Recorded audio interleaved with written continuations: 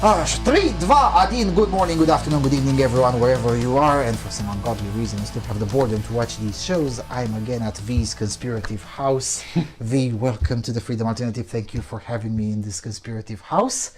Thanks for being here. Hope you like the couch. Yeah, it's a pretty comfy couch. It's different from the last time around, isn't it? That one is downstairs. Yeah, it's a bit different, but it's good enough. It's very similar to the one that I'm currently using after moving to a new place. All right, you work more than I do on cultural topics. Where are we in the cultural war? I think we're in a cultural stagnation, and I'm saying this literally because everything is a remake, a prequel, a sequel, a reimagining. There's very little originality coming now from at least the American side. And this is unfortunate because I grew up with American storytelling and folklore. But Japan is overtaking America in the sales of manga. One manga managed to outsell more than the entire American comic book industry put together. Seems legit. And then you have South Korea is now getting into the movie making industry. There's Squid Games, very popular. I'm pretty sure you heard about it. But there's other shows like Sweet Home, Train to Busan. Just 10 years ago, South Korea was famous only for serial killer movies, and that was pretty much it. Yeah, and this isn't because the South Koreans are making just spectacular movies. No, it's because the quality. At least they still try. Yes, they try to entertain. Meanwhile, openly so, the American entertainers, they say that they're interested in changing politics, changing the world for the better, manipulating how people who watch their show think. I mean, the last episode of Game of Thrones, the new season, House of the Dragon, the show creator said that the Roe v. Wade inspired them to make the first episode, and that one of the characters there was told to act as she's a woman for Trump. This is not my saying. I know it sounds bewildering, but this is like the actual statement from the showrunners. Oh my goodness. Wasn't Game of Thrones a fantasy show happening in medieval times? Mm-hmm. Yeah, but it's inspired by Roe v. Wade. Mm-hmm. Mm-hmm. I'm pretty sure they didn't have a Supreme Court back in those times. Yes, but what's interesting is that the show was made years before the Supreme Court even decided to repeal Roe v. Wade. So I guess the showrunners are so forward-thinking that they have managed to foresee the future while making the show. To be fair, it was predictable that Roe v. Wade would fall. But on a more serious note, it is kind of true. I was downloading, because I'm a pirate. I'm not giving shekels to Netflix ever. I do not support piracy in any way. Everything I have is legit. I do. I openly support piracy, especially against corporations who absolutely deserve it. The Romanian president, Băsescu, also supported it publicly. Well, of course, he was one himself. But on a more serious note, I was trying to get my shows up to date via less than legal means. And what I noticed is that, okay, Supernatural is still running. No, it's over, but they're making a spin-off. Yeah, but it's like the 15 seasons or 16 seasons in total. Yeah. Blacklist is still running. And nothing new. I mean, and Blacklist is started before political correctness. Yeah. Supernatural is started before political correctness. Yeah, and many of these shows became politically correct, and they changed. I mean, in Supernatural, again, Trump references. There's an episode where God makes it so that people cannot lie, and they have the president of the U.S., Trump, actually saying that he believes in global warming, like very direct political influences in the show, very obvious. To be fair, Supernatural had those before too. I mean, there was that episode when a certain Austrian mustached dictator comes back to life and joins Twitter. And so, can you imagine if I had, in addition to Göring, if I had Twitter back in my day? Yeah, but it wasn't really that obvious, Like, it wasn't like an actual political figure. Like, usually shows in America, when they would do politics, like, for example, Marvel did the Civil War, and you had the whole question of whether superheroes' identity should be maintained or not. And you had Captain America on the side that the freedom of the individual should allow them to keep the masks. And then you have Iron Man, which was associated with the corporation saying that they shouldn't. And this was a conversation about the Bush Patriot Act. Right, where certain people, they wanted the Patriot Act to keep them safe from terrorism, and then you had people that were against it.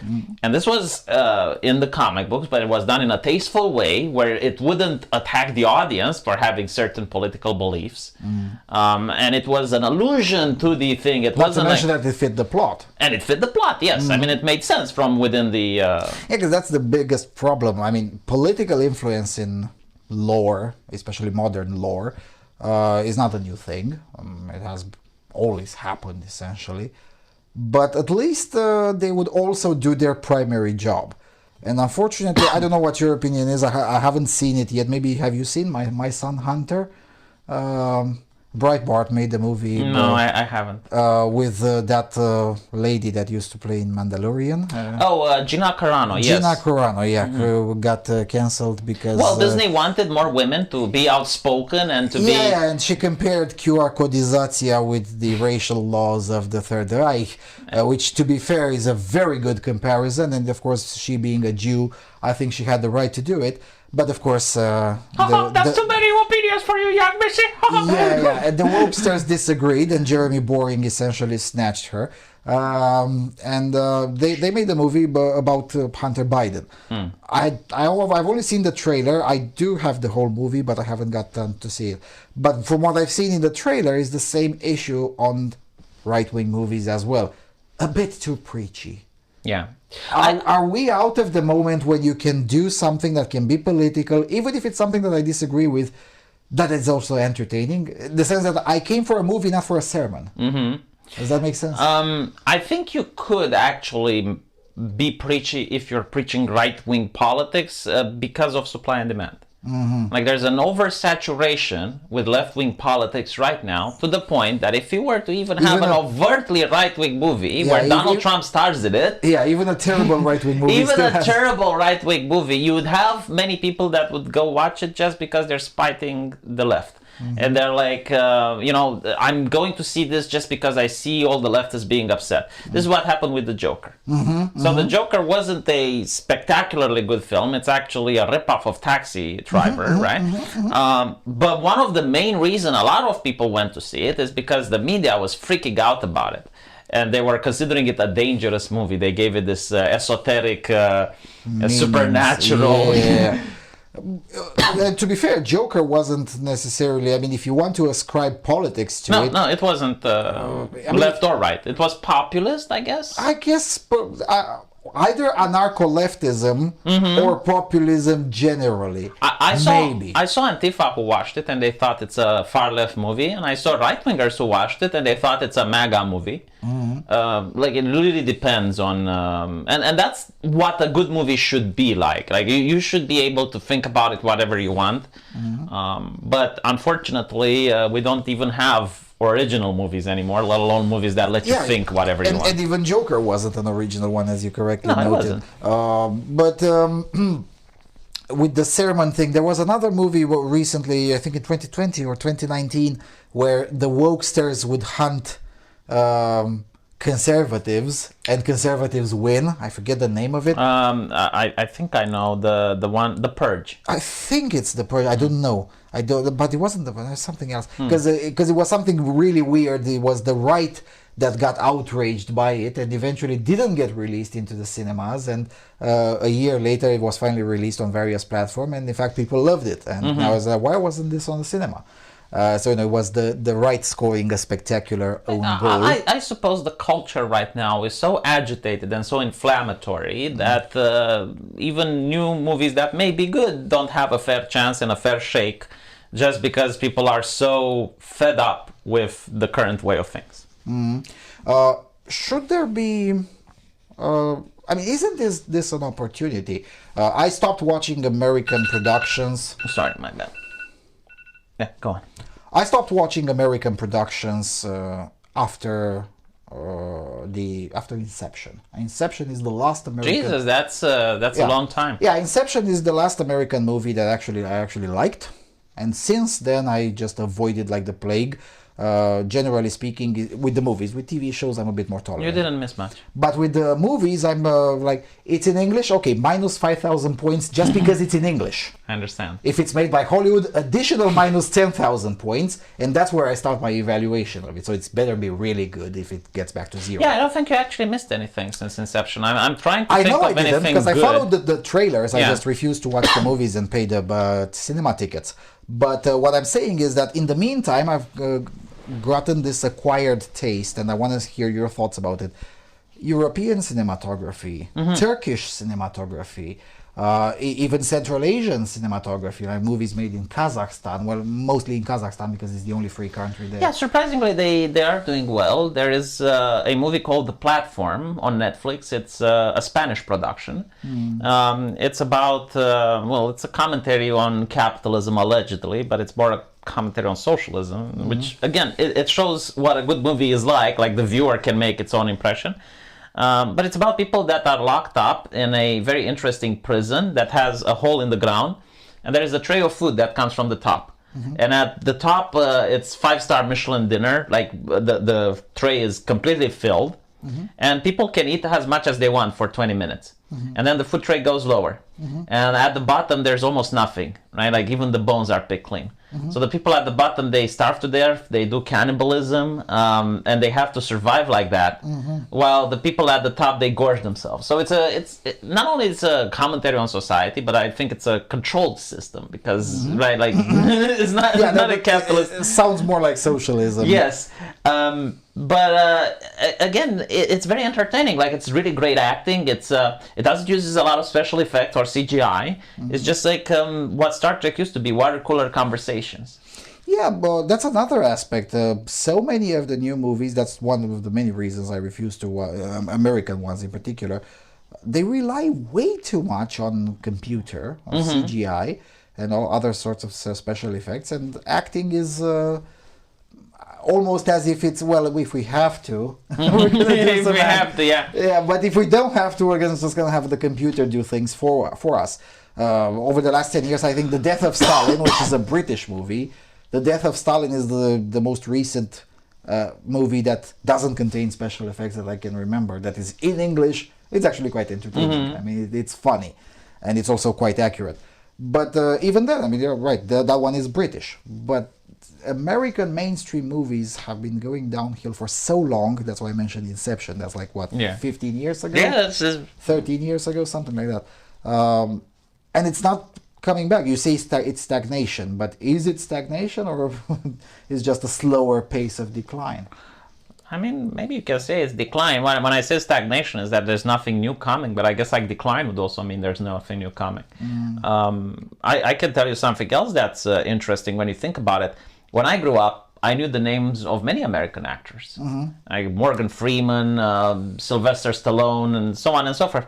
I can't name you even 5 modern actors now. I mean, I'm pretty sure, like, I can say, well, that's Iron Man, that's Thor, you know, like, I can give you the names of the characters they play as, but I don't know that many actual mainstream actors and be able to name them. Isn't it also a product of social media? I mean, not just American culture, but global culture has essentially balkanized. You no longer have unifying figures. And you can't. It's not that nobody tries to create unifying figures, but you can't. Yeah, but because when we were growing up, you would get one set of video cassettes, and later on 2 or 3 or maybe 10. And what was on TV? Yeah, that was on TV, and that was pretty much it. Today, you know, video on demand, I can live a very good life without ever watching an American movie. There's so much content in English on YouTube to keep me busy for the next 15 lifetimes. And as myself and as yourself, there's a billion others like us who are probably in the same situation. Definitely most of the people watching us now are in that situation. So as a result, there is no more time to create unifying figures. I mean, most famous, most immediately name recognition actors of today are also in their 50s. So, you know, people remember them from when they were beginners. I mean, I guess, but I don't know. People in India, they know Bollywood actors. They know that they have celebrities there. In South Korea, they have celebrities. There's, I guess, on social media, you can have celebrities, especially, I don't know if you're familiar with VTubers, but there's Gura, which started doing working for an American company, Hololive, the American branch. Right, but is this VTuber even remotely as known as Steven Seagal or Sylvester Stallone? I think in the way, I don't know, like she's got millions of fans, and yeah, probably not by the older generation, but the new ones know who she is. Because, you know, I can find 6 or 7 million people in this country that know who Sylvester Stallone is. Just in this country. Yeah, but globally, there are a billion people who know. It's kind of like asking what is Counter-Strike in our generation. Like the older people wouldn't know. But if you ask like a young person, like what is Counter-Strike, you know, you ask the Zoomers, you ask the millennials, the younger ones, they may know. Yeah. But what I'm saying is that there is like she has more cult of personality than many Hollywood actors. Fair enough. Fair enough. My problem is that, and I suspect, I want to hear your thoughts on this. I suspect it's because you mentioned South Korea or India. Yes, but Bollywood praises the national culture of India. Yeah. South Korea praises South Korea. Turkish TV shows praise various aspects of the Turkish society. They rarely praise Turkey as a whole, but they praise various aspects, either the temperamental behavior of the Turkish people, or their secularism, or on the opposite end, their Islamism in the Far East. They praise an aspect, and they always make sure that the Turkish flag is featured at least 3 seconds per episode. Really? Yeah, well, maybe even more than 3 seconds. But, you know, they do have, when they have shots of an institution, you can clearly notice the Turkish flag. It's not some random institution. Whereas in the West, we don't do that anymore. Yeah, because they appeal to the global market, which means you're not appealing to anyone. Yeah, but secondly, I mean, I watched an interview with Sylvester Stallone, and he talks about Rocky. I'll give you the interview so you can play it for the subscribers if you want. And he says that the reason he made Rocky is because all the movies that were coming out were anti-American, anti-Christian. And this was when, like the 80s, or when was Rocky the first made? It's 82, I think. Right. And he was fed up with all of this negativity and all of this toxicity. So he decided to make a movie that was entertaining, and he felt a little bit hubris wanting to play the main character. But we all know what Rocky is, right? And especially how patriotic it is. Like, it is very right-wing, quote-unquote, because they have like this, in Rocky 3, the boxing match between the Russian boxer, and then Baloba has this speech, and even the Russian... the fundamentals of it is America is awesome. Which you may disagree. I mean, you know, the Rocky was very popular in the Soviet Union. There wasn't, just like now, there wasn't much love for the United States. But the movie was damn good. It was damn good, yeah. And it conveyed the meaning that, okay, maybe America is awesome. Yeah. Right. For instance, Dallas. You're old enough to remember that one, the TV show Dallas, which was mostly unheard of in the United States. Oh, very popular. It was big in Eastern Europe and Soviet Union. The Soviets and the communists... All of our families were watching Dallas. Yeah, and the communists accepted to broadcast that one because, in their opinion, it showed the decadence of the capitalist society. But that's the populace disagreed. The populace be like, "Are you kidding me? The poorest person in the TV show has 2 cars and lives in a nice suburb. This is something that Can we have some of that capitalist decadence, please?" You know, I noticed this in Al Bundy. So Al Bundy is supposed to be showing the epitome of poor and ignorant. Yes, the ignorant, the poor, and then you realize like this guy has this house with another floor, right? Like a two-story house. He's a shoe salesman, has a car, and has a family of 3. Well, 4. 4. Yeah, and family of 4 and a dog. And can support them all on a single income. And you know, even though it's a little bit exaggerated, it's not so exaggerated that people found it unbelievable. Like the audience didn't say, "Well, come on, this is ridiculous." Like no one was saying, "It's like, hey, you know, like Al Bundy, like blah blah blah. How is he able to afford all of this?" Which it sounded plausible. It sounded plausible, and it was at the time. Like you could have one income and have an entire household, and that is like the negativity and evil America and how bad it was. Yeah, a show like Al Bundy could not be made in the United States today. It could still be made in France, but it would not be made in the United States. Imagine today in California, Al Bundy having all of the jokes about fat women. Oh, not about that, but like imagine now where you have a show where you're in California and you're a shoe salesman and you have a family of 4. And a car and a dog. And you live in a gated community. Yeah, and all on a single income. Yeah, nobody would believe no it. One would believe suspension it, of the disbelief. Yeah, it would be like they would rather watch shows about dragons and believe those than to believe. Yes, yeah, that's also true. So either you go full fantasy or make it plausible, and today it would not be plausible. Al Bundy, married with children. But even there, right, the soundtrack of Married with Children was Frank Sinatra. Another unifying figure, right? Everyone knows, or at least knew at the time, who Frank Sinatra was. Today, who would be the equivalent of Frank Sinatra? Someone that unites the left and the right? Anime? No, music. No, in music. I mean, who should compose the soundtrack of a very popular movie that would not... I'll think about it. I think I'll manage to come up with something. I mean, Lady Gaga, maybe. Maybe. But even Lady Gaga is already old, right? She's already been on the market for 15, 20 years already. Maybe Gura, like I said before. I don't know. I get your point. Yes, the culture is so divisive that even when you look at musicians, they do not unify people anymore. Like there are musicians that cater to the right and musicians that cater to the left. I guess is this idea that everything has to be political. So if you want to work in the industry, you have to express political opinions if you want to be promoted. But that's the basis of totalitarianism. It is. Totalitarianism, that is, the party is in all and everything, as we used to hear back in kindergarten. The politics is in everything.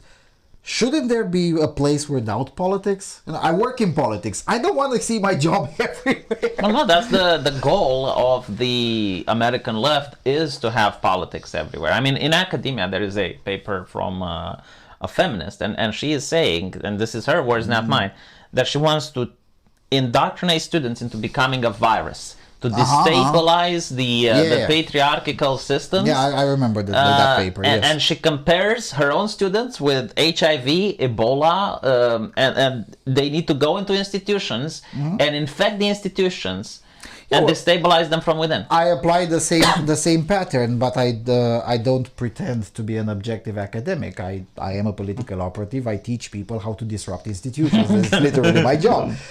But that's okay. I mean, the job of political operatives and educators in politics has always been around, even before democracy was pretended to be universal, because it's not.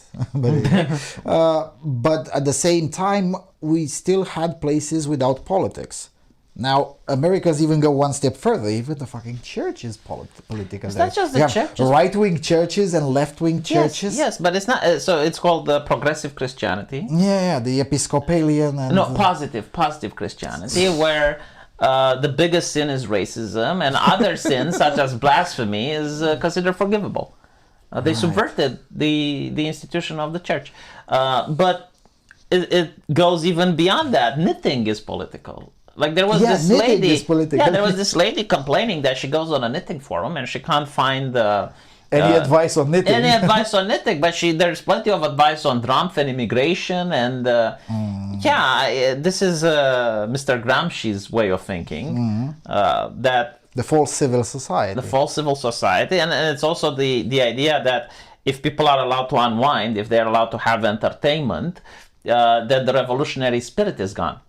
So you need to keep people constantly angry, constantly on edge, constantly reminded about the problems of politics, so that eventually they snap and you get civil unrest. Yeah, the main mistake of Gramsci's theory, I mean, the playbook is correct and proven by reality. I mean, he was a genius. I mean, the guy wasn't stupid at all. But the flaw in it is that you can trigger civil unrest, but you cannot control the outcome. Well, that's where the repressive tolerance comes in, right? Like, if the right-wingers do something illegal, then the entire state apparatus is focused on cracking down on them. But when the left does something, well, it's their right to protest. I mean, that can only work as long, right? We've seen it in the Netherlands, right, with the BLM protests, anti-COVID-19 measures. That was everywhere. Protests, not kosher. Well, even in Germany, not they everywhere. had... In Poland, it was the other way around. Well, BLM protests heavily cracked down. Yeah, but the demographics in Poland and Eastern Europe are a little bit different than that in Germany. It's not just demographics. I mean, one of the biggest condemners of BLM protests in Poland was a black Haitian man living in Warsaw. Really? Yeah, who's like, you're all insane. It reminds me of... Move that shit away from this. It reminds me of the mosque that was supposed to be built in Bucharest, where the main opponents against it were Muslims who said we love our Romanian brothers and we view that such a mosque is too big for the needs of the Muslim community in Romania, and that and since they don't like it, we don't want to piss them off, because and we don't want to foster any animosity between our Romanian brothers who we've had a very good relationship for so long. So I mean, in Poland, BLM is an American ideology. It's correctly regarded as such. It is regarded as such. I mean, the Polish police officers aren't shooting black people in Poland, as far as I'm aware. Even if they want to, they can't. There aren't that many of them. So, yeah, I mean, it had no place. I heard about the BLM protests even in Hungary, I believe. There were a couple. There was one in Bucharest, too. 3 people attended. 3 people? All 3 white. But this was during the pandemic, where it wasn't allowed to gather in public. Yes, that's how they justified it. We only showed up 3 because the 3 was maximum permitted. Bullshit. They would... No. But the thing is that injecting this so aggressively is, on one hand, correctly creating a backlash. But on the other hand, it's, at least that's how I view it. And that's why I'm asking you, because you follow these things a lot more closely than I do. It doesn't create enough of a momentum from the competition, whether it's Indian films or Turkish or European or There is strong competition. There was, for example, this person working at DC Comics who was a right-winger, Ethan Van Sciver. I don't know if you heard about him. Sounds familiar. Yeah, he got ousted because of his political views. Started his own independent comic. First issue, $1 million. Not bad. Then recently there is a black gentleman, I forgot his name, also independent comic, another $1 million. Went on Fox News, managed to start a huge upheaval against PayPal because of some payment processor like Boycott PayPal was trending on Twitter and stuff like that. So there are independent people that are making new stuff. It's hard to compete with the establishment right now because they have the megaphones, they have but many of these independents, they contribute to a further balkanization, and eventually that erodes the establishment. Yes, that's what I think is going to happen because the current system is unsustainable. Like, you can't just make movies that no one watches. Even with the ESG investments and all of that you can write it off as a tax thing. But even that dries up at some point. A lot of people in the industry are saying that when that dries up, they're going to get a bailout because, that's what happened previously when investors start losing a lot of money. Yes, but their investors will get a bailout. They won't. They in the industry. So like Disney is going to... Yeah, maybe Disney, but the subcontractors? No. Yeah, I don't know. The thing is... and it depends who's president when that happens. Because, if it's President Ron DeSantis, Disney isn't getting anything. we are noticing that even these institutions that were too big to fail are starting to fail. Netflix has lost a lot of money. And it's not just because of the wokeness, but like cooties. Like, come on. Yeah. You know, like that even got, I believe, into Texas, that they're prosecuting them on a criminal charges. Yeah. The director had to audition, I think, like 300 kids to twerk dance to see which one gets the part. Yeah, and there was a criminal complaint against her in France as well for the same thing. Right, so Netflix will show that movie, but other movies that are a little bit more political on the right wing, they cancel. Like, for example, even the idea of going after Dave Chappelle was... eventually they went against it because they realized, okay, we're losing all our customers if we be very aggressive in this politics. And the special that created the brouhaha about from Dave Chappelle wasn't even really that right-wing either. No. It was even leftists that are fed up with it. Like the idea that woke means left isn't really true. It's usually the far left. Like even central leftists. Yeah, I mean, and even these days, freaking Bill Maher sounds like a Republican sometimes. Yeah, and there's and nobody doubts that Bill Maher is a leftist. Yes. And he still is a leftist, but his friends have moved so far to the left. What was the name of this comedian? That Jimmy Dore? I don't know about that one. I don't follow. Well, you don't follow, but he does sound like a right-winger now. Okay. Like, and he's also known as leftist. Yes. Well, he is a leftist. But I think that if you put him and Tucker Carlson in a room, like they will agree on many issues. So he was on the Young Turks. Speaking of Tucker Carlson, I mean, for all the faults that he has on foreign policy, it's still the most popular show, at least in the English-speaking world. After Joe Rogan. Yeah, after Joe Rogan, although it's very difficult to compete with Joe Rogan when you're on Fox News. It's but even Joe Rogan is had leftist inclinations. Like when he started, he was a left-leaning person. I don't know if he still is. But I mean, after getting all of this attempt to censor him, and which was organized, and he may have changed his opinion. Yeah, usually people change their opinion when their own opinions bite them in their derrière. Yeah. So there's that. Is it's going to get worse before it gets better, or is it just I don't know. never gonna change? I'm looking at the Netflix losing money, Disney loses money. All of these institutions that were perceived to be too big to fail are now failing. They are looking at a way to redress things. Although, like, this wokeness is also a way to save money. Like, no one would talk about the Ariel remake if they didn't change the color palette of The Little Mermaid. Yeah, so it's free advertising. It's free advertisement. They don't have to hire competent writers because you're doing a remake. You don't need a good script for it. They don't have to spend so much money on marketing because it markets itself. You make it sound that the racists are the ones that complain about it because the movie is perfect, and then you can delete reviews from the websites that many times the companies control. Like I think Disney controls IMDb, and or no, Amazon, right? They did that with the Lord of the Rings of Power Plus Privilege, and the people don't no longer see the conflict of interest, right? Because they're like, oh well, they're defending the actress, they're not. And then like you have all of these put together and. I don't know, like cheap production, you save money, you cut on all these things. Like maybe it is profitable, I don't know, but it's definitely not entertaining. And eventually people get fed up. Like they will stop watching them if it keeps up. Yeah, the reason I mentioned piracy earlier is because piracy was trending downwards. All the way it started trending downwards in 2007 and slowly trended downwards to its minimum in 2017. And since then, it's been 5 years since it's been trending upwards. And at this pace, next year it will be bigger than 2007. I wouldn't be surprised if most of the pirated stuff is anime, to be honest, because I will give it to Disney. They have managed to come up with the best anti-piracy measure in the world. Making movies so shit that people won't even pirate them.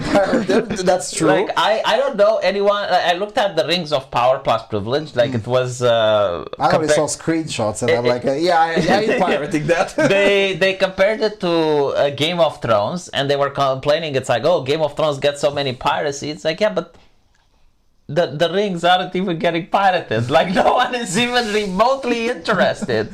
Yeah, and most of the pirated copies of that one came from the United States. So basically, all sorts of people probably wanted to see. Okay, let's see how shit it is, and just download it. And like the concept of hate watching is going away. Like there are people who are so fed up with this shit that they don't even hate watch anymore. They're like, they expect, like, for example, what else is it? The only person from Disney that's safe is Tarzan, because no one is going to cast a black person swinging from vines in the jungle. So we can safely say that Tarzan was the first one to actually do race swapping in the 30s. But and I don't think they can cast Jade as a black woman either, because then she falls in love with the man. Like, but other than that, right? Like, what else is coming from Disney? Like, I already expect, unless it's a cultural thing like Mulan or Aladdin, where they're very careful with the cast, you know, to get the right ethnicity. They have the time machine to get the Nazis to fight the one drop rule, to see that all the actors are the correct pedigree. But other than that, like, they're going to race swap every single thing that's coming up now, because that's all they got. They're not making anything original. They're not making any new innovations. And worse off, they're saying that from now on, they're not going to focus that the man needs a woman. So they're remaking all of these classes love romances, because that's what Disney is, right?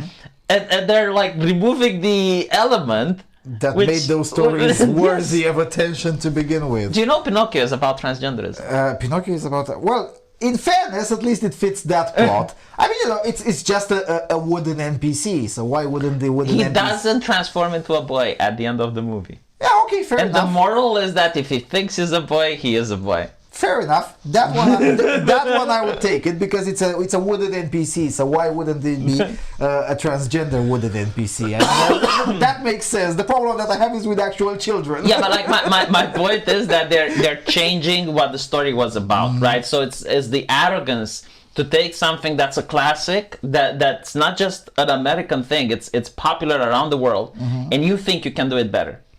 Yeah. You think that if you remove certain aspects of it, it will be better. And one of the reasons that Americans are so pissed off about it, and I don't know if I'm right or not, but maybe the American audience can tell me. Americans don't really have that much folklore. They don't really have. They don't even have that many historical figures like monarchists and, you know, like the Royal American line. They have a couple, you know, the founding fathers, and they have some heritage. But I think the actual heritage of the United States is the American movies that they created. It's the Disney movies. It's the American films like Forrest Gump and all of them.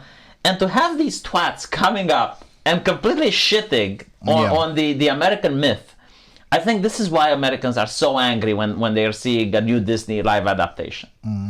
To make it into a comparison, I guess in Europe you would piss off a lot of people that, I don't know, maybe if you would recast Hans Christian Andersen fairy tales with Africans, I guess it would make. They did that in the UK. They did that in the UK with the British Queen. I forgot her name, Elizabeth, I believe. Yeah, but it flopped for the most part. All of them flop, of course, because in order to do this, you already acknowledge that your product is bad.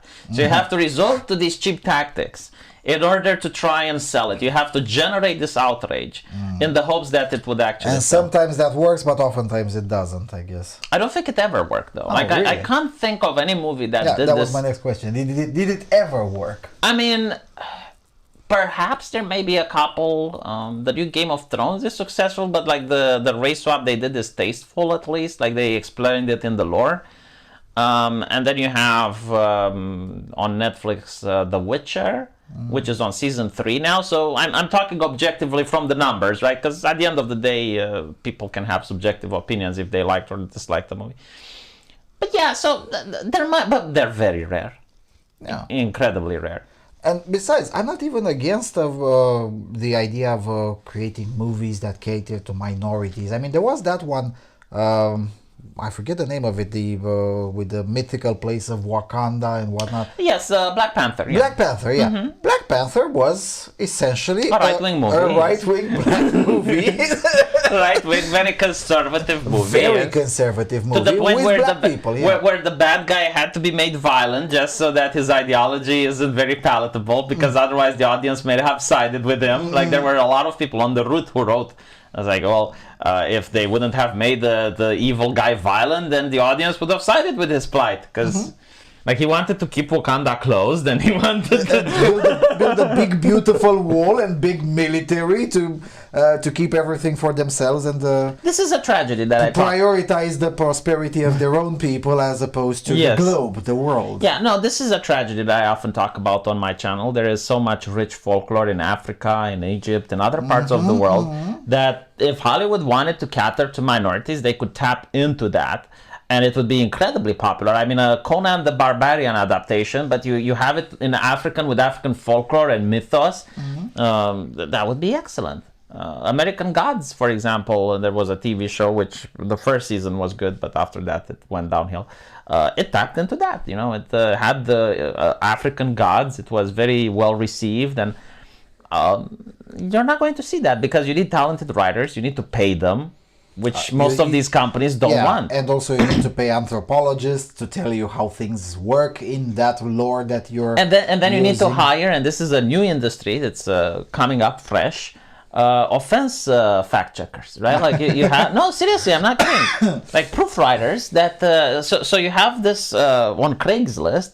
Like, you will have people that will say, I'm a black woman that's disabled, lesbian, Muslim, right? Like, they will give their identities, so that if you want to write a book about black people in it, or like lesbians, you get that lady to proofread your book to make sure that it's not offensive.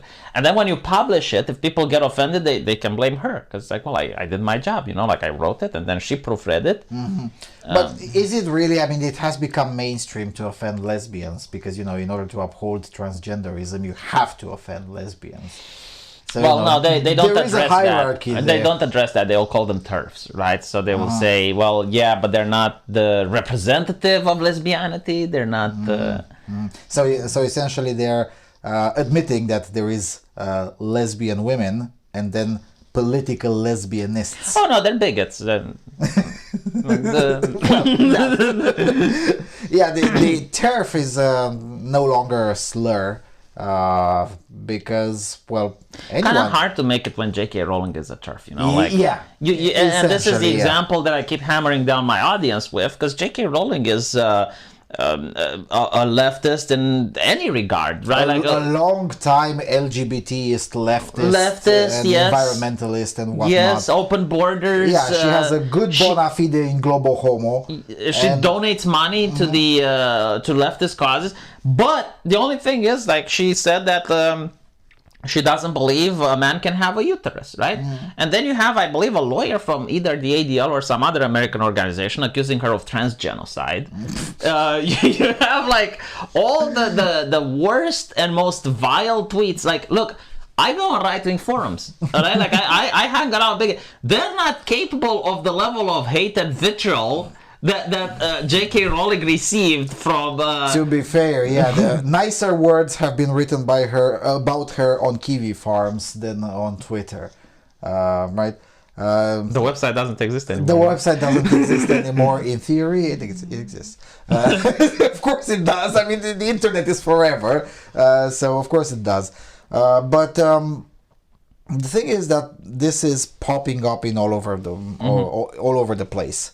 It's no longer, I mean, in 2015, when it was peak leftism, all of this was consensus. It was just marching on, and it kept on getting worse and worse. But now, you know, it's just expanded too much, like any empire, and it starts popping up. It's interesting, yeah, because Muslims used to be at the top of the hierarchy, right? Like, and the way I could assess the hierarchy, because the left claims it doesn't, but like eventually you'd have two factions of the left going at it, and you'd see who people side with, right? So on a campus, you'd have like the Israeli students and the Palestinians having a spat. Yeah, they always side with the Muslims. They sided with the Palestinians. You'd have like the Muslims siding against the LGBT teachings in British schools. They sided with the Muslims. They sided with the Muslim first time, yes. Yeah. They didn't call them bigots. They didn't call them, religious homophobes. No, it's like concerned Muslim parents. That was how the Guardian presented it. Right. To be fair, I sided with the Muslims then too. So with the concern. With the concerned Muslim parents. Yeah. No, but they had a point, right? Like, why do you send your kid to school? You send them to school to learn a job. Right? Or at the very least, well, it was primary school, so reading, math. Yes. Education comes at home, right? Like the role of the parent is sacred at the end of the day. So, or should be, but that's the thing. The left doesn't believe that. Yeah, they believe that the state owns the children. The state or the experts in education. Well, but the experts answer to the state. So usually, yeah. So no, I do completely agree with that situation, because at the end of the day, I don't care how bigoted they are. Even if like Marxists, even if Marxist parents would go and they would say, we hate the school system because it forces kids to pledge allegiance to the flag and it forces kids to learn about capitalism. We don't want it. They would have the right to take the kids out of school. Sure. Yeah, like at the end of the day, like the parent is the one that should provide the education. And there are leftists who homeschool, especially after the COVID madness. The left has discovered the wonders of homeschooling. Yeah, yes. The left has discovered the Second Amendment. They discovered homeschooling. The First Amendment. The First Amendment, especially considering that there were quite a few leftists who joined Team Reality in the sense of questioning the Faucian wisdom. And suddenly they're like, holy shit, there's censorship online? Yes. Yeah, welcome to... There were doctors that got fired and got the reality check. Yes. Yeah, there's that chap, Jay and something Butterhire, I think it's an Indian name. He's like a professor of public health at Stanford, and he's part of Team Reality and has always been part of Team Reality when it comes to COVID-19. And the guy was always a global homo, always a good ally, always a good... But at the end of the day, he was like, hold on a second, I'm a scientist. No, this is wrong. And then he got censored. Well, eventually he wasn't, but he got shadow banned multiple times. His organization was prevented from being incorporated several times. He had to go through extra steps to actually found his Brownstone Institute. And he was like, holy shit, what's this? I love how...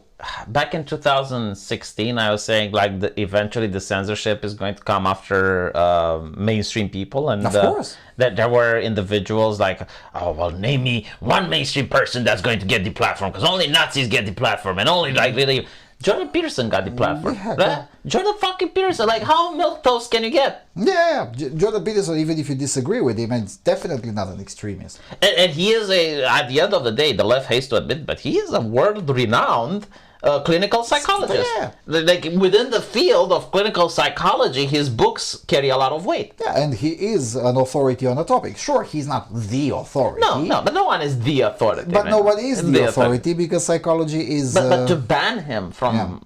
I mean... Yeah, he got banned from Google, from his own Google account several times.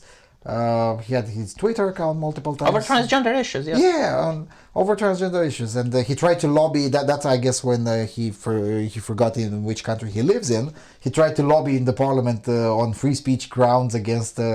Up yours, woke moralist, we'll see who cancels who. Did you hear that clip? Yeah. And I was like, just shut the fuck up, they can cancel you whenever the fuck they want. To be fair, in the end he was proven right. I mean, he ended up being a millionaire, and all of those who are harping about they're all irrelevant today. True. I mean, he won out. Yeah, on a personal level... He literally owned the libs. Yes. No, Elon Musk almost literally owned the libs. Which he still might if he loses the lawsuit. Yeah, it depends on how the lawsuit goes. And to be fair, Elon Musk has a point there. Yeah. There's too many goddamn bots on Twitter. Yeah. Now I've had a little bit more time to navigate on Twitter because I tried to log into my Facebook account from Kazakhstan. So apparently that was too much, and my account was deemed a dangerous individual and got suspended, and they asked me to do some bullshit complicated stuff in order to recover my account. And if I don't in 20 days, they'll delete it. And I'm like, okay, fine. Just delete it. So they deleted it. And I've got the time now to go a bit more on Twitter because I'm lazy fuck and I don't want to create another Facebook account. And goodness me, there's too many goddamn bots. There is. I mean, like the U.S. president has how many followers, and when he tweets something, he gets like barely 1,000 retweets. Yeah, I saw posts by @POTUS with like 700 likes and 500 retweets after 24 hours. And Yeah. I'm like, this just doesn't happen. Trump had that in the first 10 seconds. Yes, I mean, yes. but that's because Trump was legit popular on Twitter. So. Yeah, I mean, a lot of people left Twitter when Trump got banned. No, Elon Musk is right. If he loses the lawsuit, then he has to buy Twitter. Right? Like, he owns it. And if he wins, then he's proven right. There's too many goddamn bots on Twitter. And I think that if there are too many bots on Twitter and he wins the lawsuit, the price is going to plummet. And then he can buy it make anyway. A new offer, yeah, he can make a new offer, which is what a lot of people disagreed with me. And I told them, it's like, well, we're talking about billions of dollars. We're not talking about buying it. Yeah. So this is a negotiation tactic at the end of the day. Apparently, there were leaked information saying that the war in Russia made him postpone this thing because, and he rightfully assessed that the level of censorship imposed by the government on social media might interfere with his business plan. Like you want to restart Twitter and have free speech, and the government tells you, no, you need to ban Russia today, you need to ban this and that.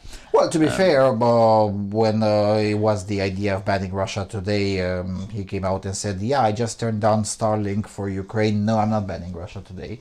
True. No, I'm not banning anyone. True, but Starlink wasn't as influential as if he would have owned Twitter. Yeah, like true. then, Starlink is much more influential on the battlefield because they use that one to No, but I know stuff. that the FBI pressured Zuckerberg to censor, so I assume that they may have also pressured the other social media companies, especially regarding Russian censorship and stuff. So if your idea is like free speech, right, and you market that, and then you immediately start banning things, you're going to either get in trouble with the government or with your customers. So he probably wanted to avoid that situation. Being caught in between a rock and a hard place. So I gathered here a few questions from the donor circle. The donor circle of the Freedom Alternative Network. Take them as at face value. I mean, my only intervention here is just I copy-pasted them and printed. If I know how to respond, I will, but... When will you stop being a furry? What's the deal with that?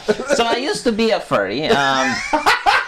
Okay. I'll tell you the reality of the situation. I believe in the 90s. If you were a lonely kid on the internet, you could either join the furries or the anime community. Yeah, fair enough. Or the gaming community. I moved cities at the time and didn't have any friends where I moved.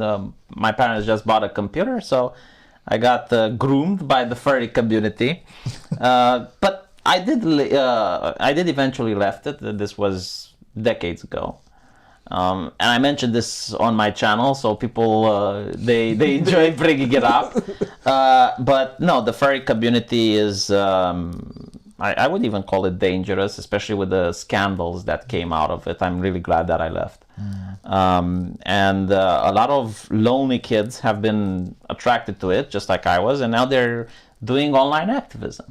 Like if you see someone getting deplatformed on social media, like let's get him fired or blah blah, you're going to see that a vast number of the people that are doing the deplatforming are furries. Really? Yeah, it got... what makes it so dangerous? Now you get me curious. Well, it's people with a lot of time. Completely... some of them may even have problems with depression, loneliness, and they need a community. And the only time they come together is when they want to deplatform someone. Makes sense. Common enemy unifies communities much better than common causes. Yeah, and the main furry websites, Fur Affinity, I believe, has open, outright Antifa administrators. They are promoting... So it got co-opted. Yeah, very, very high. Like when I was in the furry community, it was very tolerant. No one cared about your political ideology or anything like that. But there was... but now they do.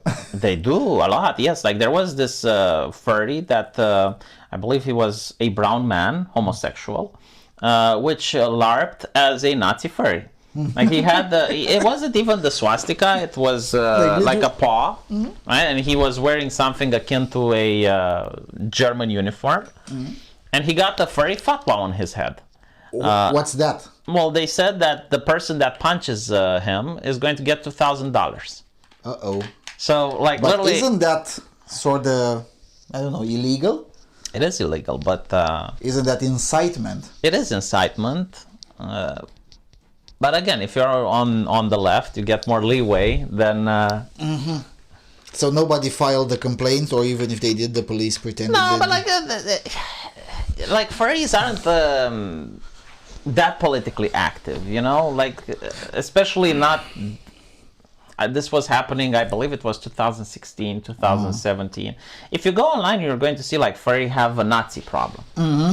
This are article in the mainstream media, and the reason is because some of them tried starting a different furry convention that was separate from all the leftist nonsense, and immediately they got attacked and deplatformed, and yeah.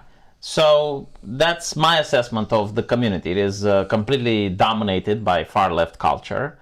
And a lot of them have tremendous amount of free time on their hands, and they do constant online activism. I see. Fair enough. Has the opinion of the people in your hometown changed about average citizens owning guns since the war started in Ukraine? I don't think so. I think that in Romania, if you were to have a Glock and you put it on the table, it has an aura of dread. Like, it would actually scare me, its existence, even if I know it's unloaded. This is because Romanians never... So you don't want to come with me to the United States to the range? I would love to go to the range. I would be... I have to say, I would be a little bit nervous. But one of the desires that I have is to one day go to the US and shoot some guns. But for the Romanian people, because we don't have military service, and because we do not get exposed to guns as much as other countries, we have this aura of fear. So passing a Second Amendment here would be incredibly difficult. Oh, that's true. But what the donor is asking is... the people in my town? No. Yeah, have people changed their opinion a little bit when the war started? If you remember, the war started with a decree that anyone is allowed to carry a weapon everywhere and all the time. No, I don't think so. I don't think people would want to have guns. So I guess we're gonna have to wait for maybe trigger a mock invasion here. Although, no, like I have seen more gun violence in my country lately, in Romania. Like when I was at the hospital, and I've worked there for several years. As a med student, you know, you have to go to the hospital, and after that, I practiced for a bit. I've never seen a gunshot wound, ever. But now I hear about it in the newspaper. Like recently, they talked about another lady getting shot. So I guess weapons are making their way into Romania, probably from Ukraine. I don't know. Maybe it's either possible. from Ukraine or Serbia. I mean, it's not. But in the early ages, like a gun was something just out of the ordinary. Like it was. You would hear it maybe once a couple of years, like someone has a weapon. But now it's getting more often. Fair enough. Do you see a problem with the Orthodox Church being the dominant one in your county? And if yes, it would be better to have a more diverse religious landscape, such as having other Christian faiths like Greek Catholicism or Lutheranism, Presbyterianism, and so on. Okay, so having a dominant church, I think every country has one. That doesn't mean there aren't any other denominations, which we do have. I mean, we have a Catholic church. Even in your village, there is one. Yeah, there is one, there's a lot of Catholic church. There's advantage of joining a minority religion because the people there are more tightly knit and they help each other a lot more. So, for example, if I was in the US, I would join the Orthodox Church. But here, like when I'm going to have my child and we're going to eventually indoctrinate him into a faith, it's probably going to be a minority one, probably evangelicalism or something that's more resistant to the excesses of the West. To be fair, the Orthodox Church in Romania has been quite resilient to assault too. Sure, but I genuinely find the sermons to be not as appealing to the younger generation. The current patriarch is doing a very poor job at PR. Like, he is crossed in every single picture that you see. Like, I don't know why he doesn't have a spokesperson or defends the church against vile attacks that are coming. He does have a spokesperson, but he's doing a shitty job. Well, not really. It's just that it's actually a very smart man who is now the Orthodox Church's spokesperson. But I guess he's not broadcasted enough. Yeah. Maybe, I don't know. Like, for example, there was an attack on the Orthodox Church. Usually the attacks come because of corruption, right? Like, it's not like the Catholic Church where you have accusations of pedophilia or... There is now a sexual assault case. One. But it's with adults. It's not with children. And it's with adults, and when it was found, it was immediately reported to the authorities. Like, they didn't try to hide the priests around them. No.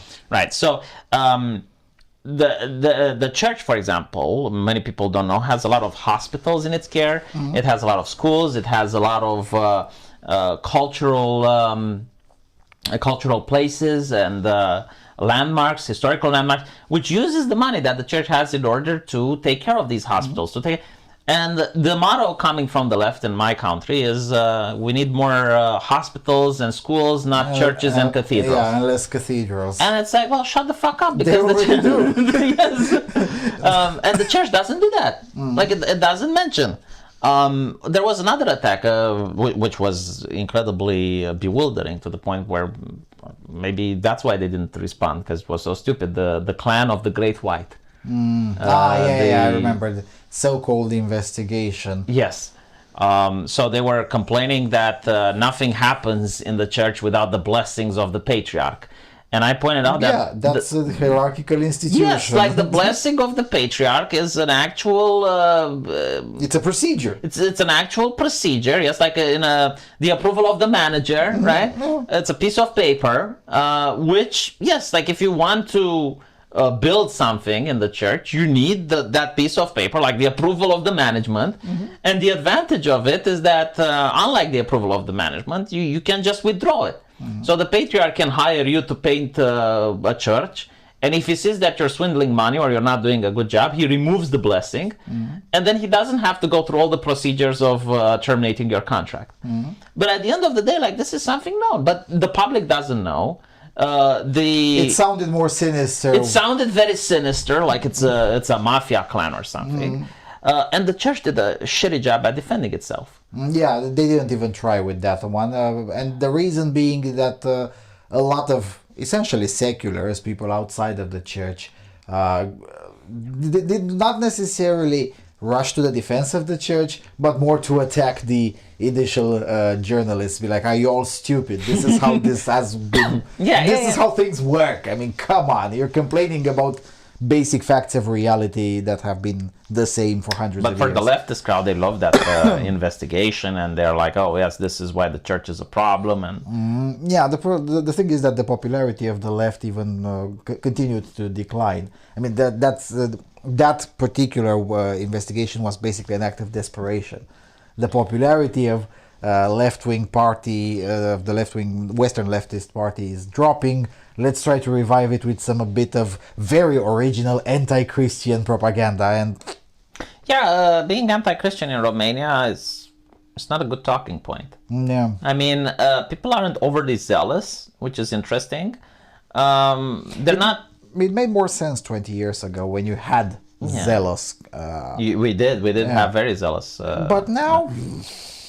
But at the same time, like, what's interesting, if you're an atheist, no one bothers you. No. But at the same time, if you say God bless and you're acting more Christian-like, it's not cringe. No. Like, it's a very interesting place that, I don't know other countries that have this system where, like, you're allowed to believe in whatever you want. Like, if I tell my neighbor that I'm a Buddhist or a Muslim or whatever, they don't give a shit. No. If I tell them I'm an atheist, they don't care.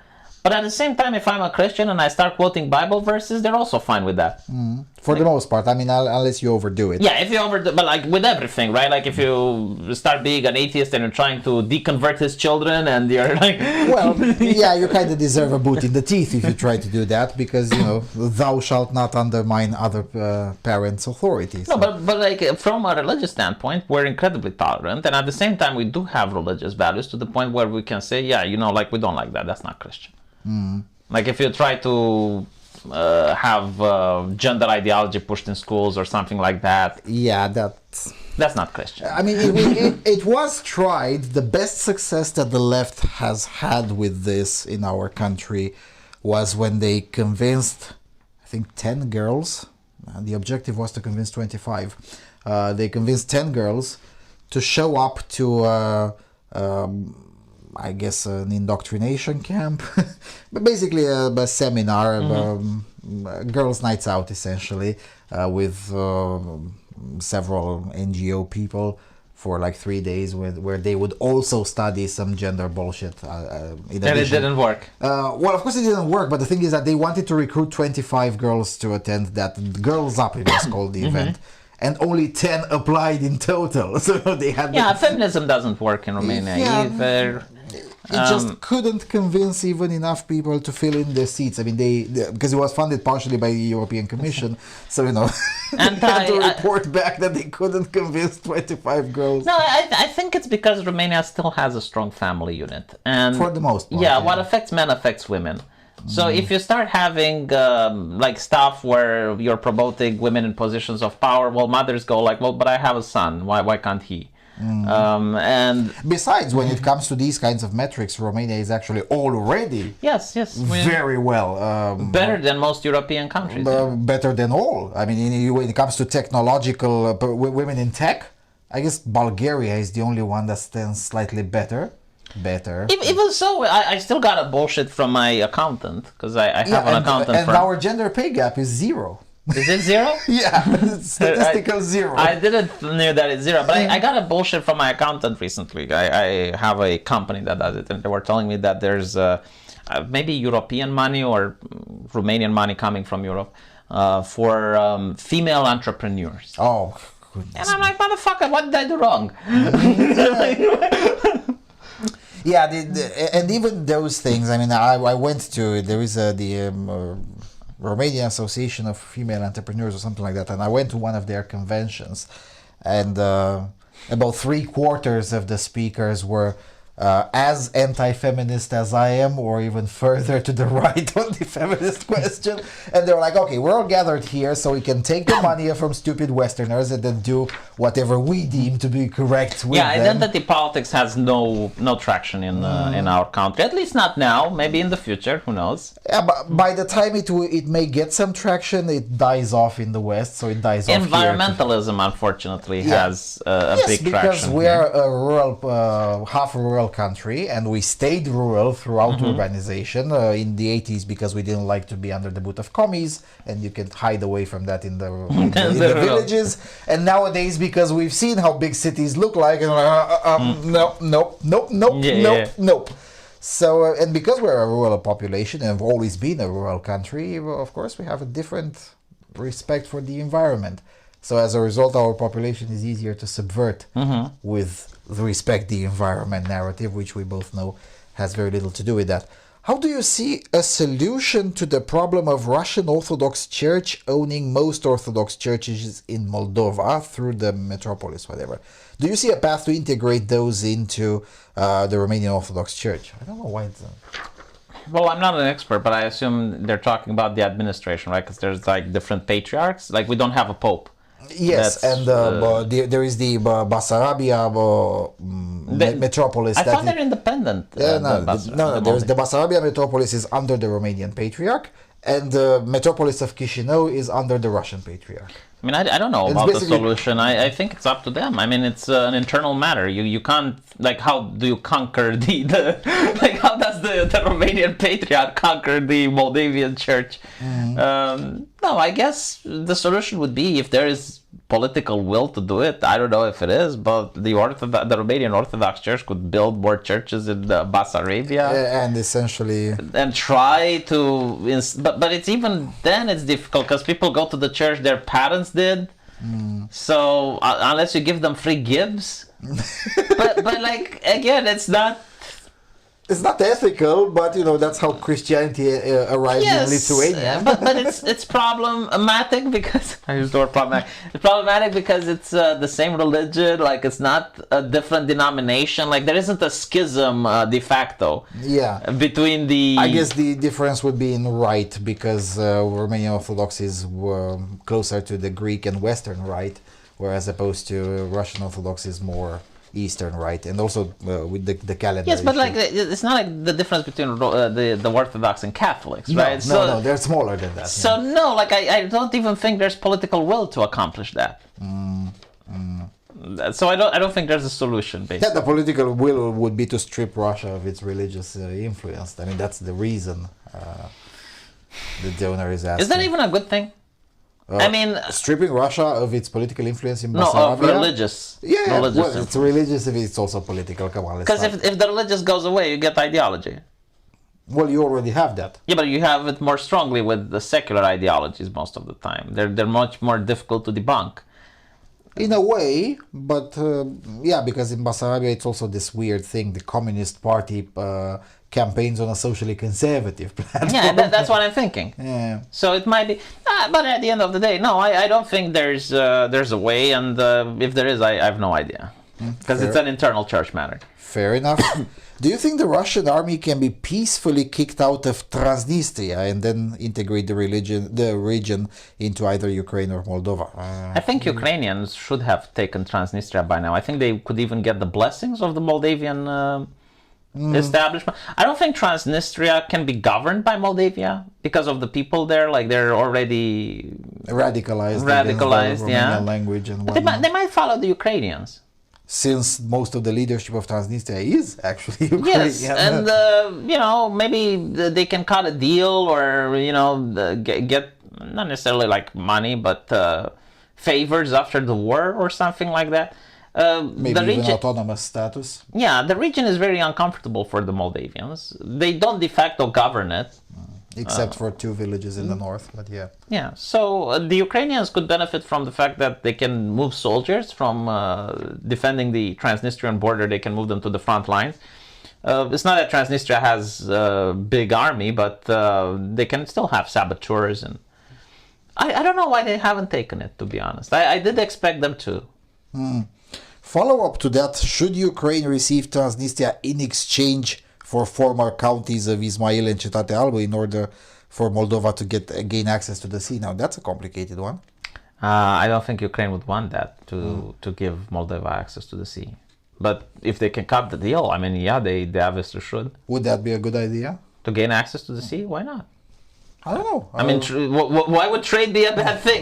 You get... Well, Moldova already has a big enough port, technically at the Danube, and they're not using it. So the reason I'm saying is it a good idea? I mean, would Moldovans even administer it properly? I'm not the maritime expert, but I assume like navigating the Black Sea is a lot more feasible than navigating the Danube.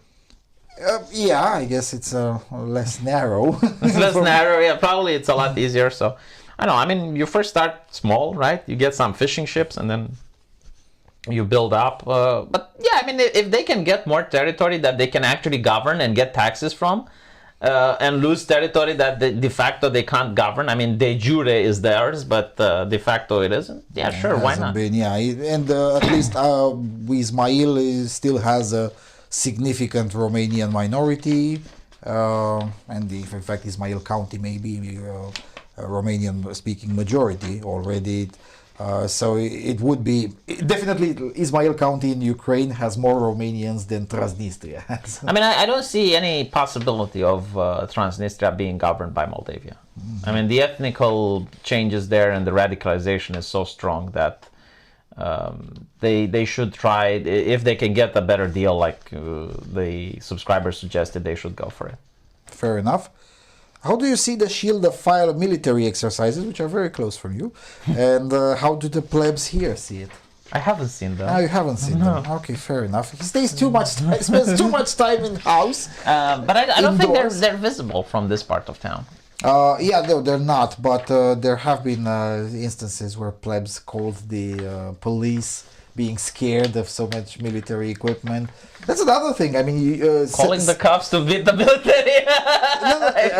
Yeah, because nobody told them that you called the military police for that. But salient to your point that because we're not accustomed to weapons, whenever there's some military equipment strolling around the street, you know, I'm very accustomed to all of that, and I'm like, oh yeah, there you go. But there's so many people who now get scared of that because they hear the news about the war on TV, and then they see a BMP or you rarely we're close to the border. I mean, there is a conflict over there. I think how 1 hour with a car we could drive to the war zone. Nah, a bit more from here, but it's not far away. Yes, people are very scared, especially the media is ramping the fear mongering to 11. So yeah, it makes sense that people are afraid. I personally, if I see military, like just military convoy on the street, I would be concerned, yes, but I wouldn't call the cops.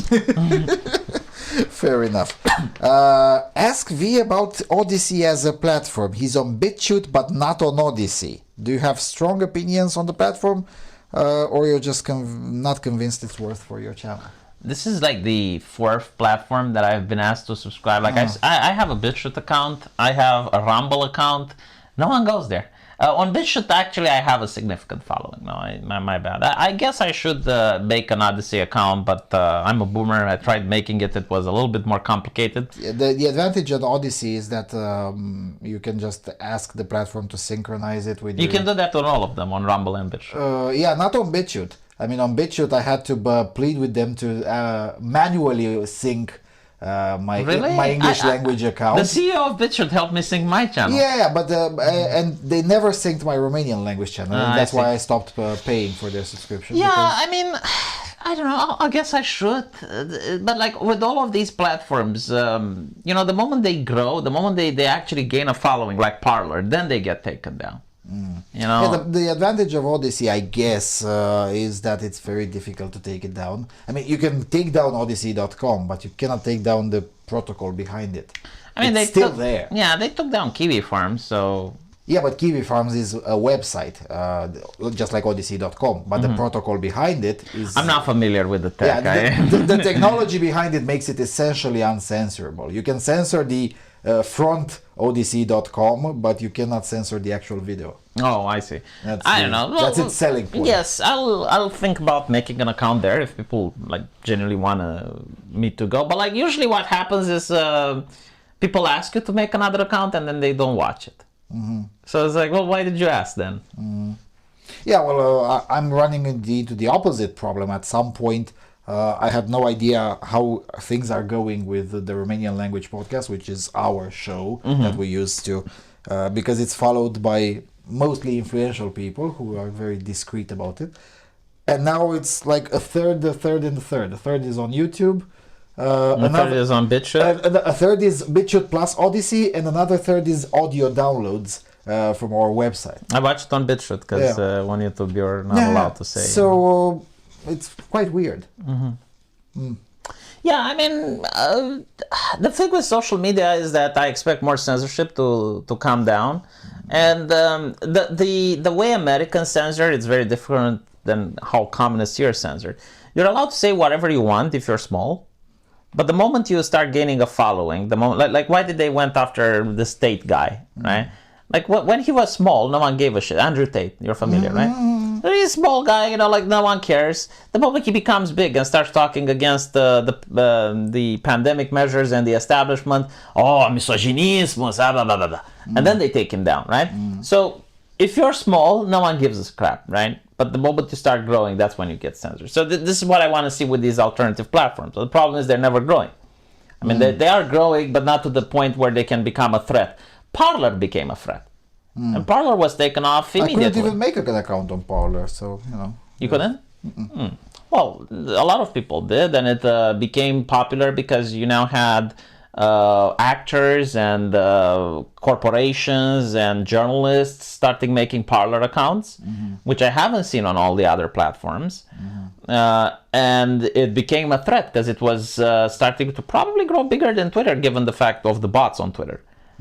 Fair enough. So it didn't have bots. And it was fun because on Twitter you had these conversations like about Nazis and Holocaust. And on Parler you had like, here's 10 reasons why golf is better than sex. Right, so just Okay. no, but like the type of conversations that you can expect to have with a normal person on the street. Like I can see myself having a beer with you and talk about the 10 reasons why golf is better than sex, but I don't think that I can talk with a friend like, hey, you know what? Let's talk about the Holocaust today. Yeah, you do make a good point. I mean, who talks randomly about the Holocaust? To the point where it's trending. Yeah, to the point where it's trending. I mean, I guess I shouldn't say that. Unless it's a memorial, you know, Yeah, like if we are at the memorial, or if I'm with one of my Jewish friends with an impeccable sense of humor, in which case that would definitely break terms of service, because the vast majority. Yes, we can still joke in our country. Yeah, and the vast majority of brutally anti-Semitic jokes are, well, if they're not written by Jews, they're definitely distributed by Jews. Yeah, it's but like my point was like it was more of a healthy environment. It made people feel like they're having normal conversations with normal people. Yeah, so it didn't have that bot feeling. Yes, it didn't have the bot feeling, and on Twitter a lot of things is done artificially, like things that should be trending aren't, things that are trending shouldn't. Shouldn't, yeah. And it always comes with this feeling that something is manipulated there. But it's social, it's not social media platform, it's social manipulation platform. Social manipulation platform. Ask V, why is he not on Telegram, and why hasn't his punk ass joined our public group yet, and why he's no longer LARPing with us on Discord? I have no fucking idea how to make a Telegram account. Really? Yeah, I tried it on the computer, but I think you need to use it on the phone, right? Yeah, but you can also use it. I mean, I use it exclusively on the computer because I don't have if it takes more than 20 seconds for me to figure out, I just give up. Fair enough. It shouldn't take more than 20 seconds. I mean, I don't know. Maybe I was having a bad day and I was tired, but I'll see. Like I guess I need to make a Telegram, right? It's important. Like and I'm sure a significant portion of your subscribers as well have moved on Telegram. Because the great advantage on Telegram is that unless you're seriously dealing with terrorism, there's just no censorship. None whatsoever? None whatsoever. That's this.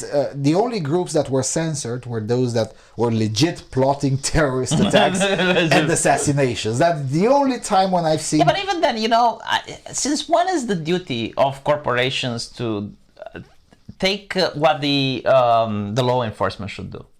Right, like the job of catching terrorists should be to the cops and the government, right? So, well, the cops. Yeah, but like you should have a warrant with a judge signing up on it and saying, look, we, the government, decided that you should terminate this account. In 2 of the 3 situations, that was the case. I'm not sure about the third one because I've only seen. That's the normal thing, right? Like the American mindset is like, no, the corporation. So the phone company should now listen to your phone calls and decide which person should be terminated from the phone line.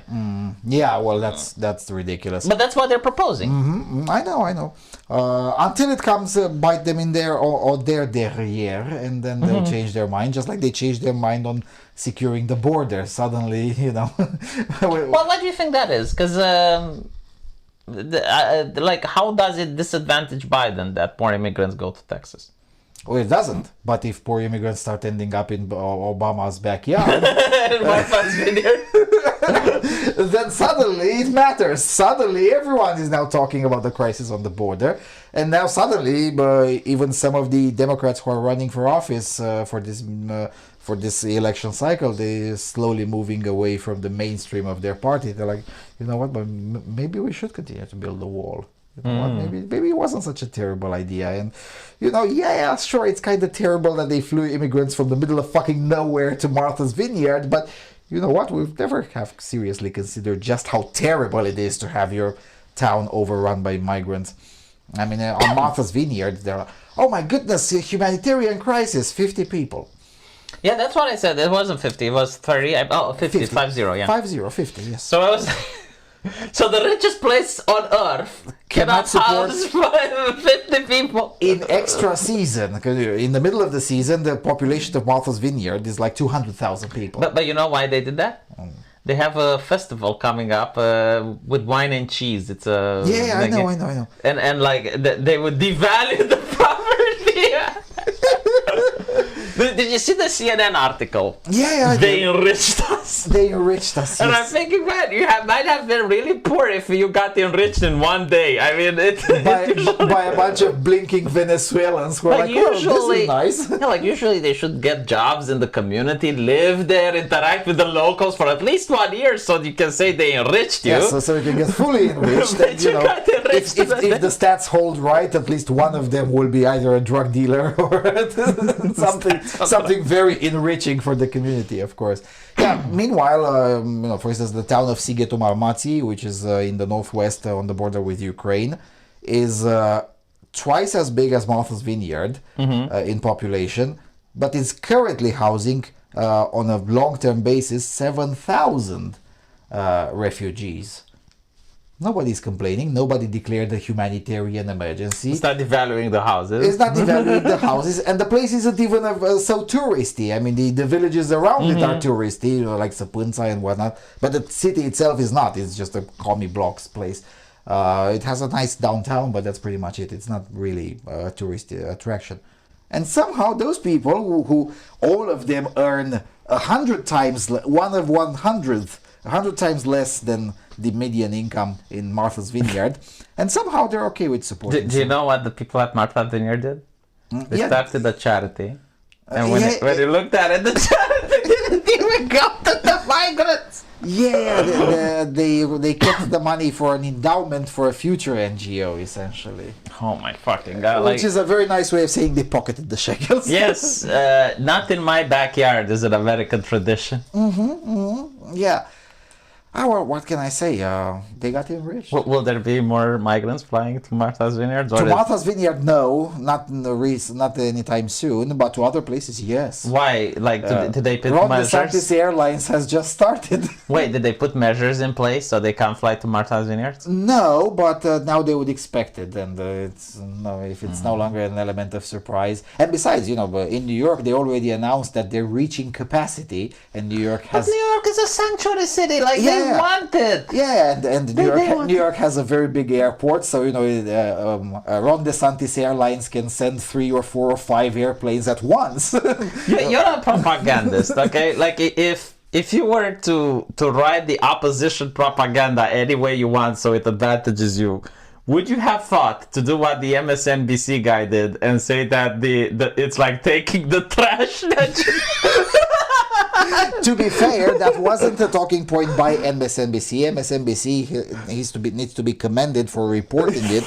It was a Latino charity. Oh my fucking god! That donates to the Democrat Party that said that. But they deleted that. Like they deleted the tweet, but the article is still on the website. And of course I kept receipts because come on, it's just so goddamn funny. Like, would you have expected like something like that to come on?